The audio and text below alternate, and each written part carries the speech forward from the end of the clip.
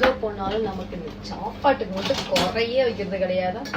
எங்க சிக்கன் குழம்பு ஒன்லி அது வெஜ் தானே கொடுத்தாங்க. ஆவி சிக்கன் குழம்பு இல்லக்கா அது வெஜ். ரெண்டு வெஜ் தான் சொல்லிதான் கொடுத்தாரு.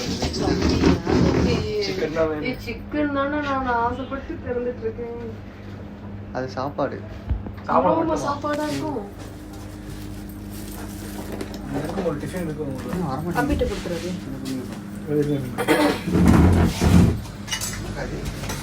இதுக்கே தனியா சாப்பிடணும் போல.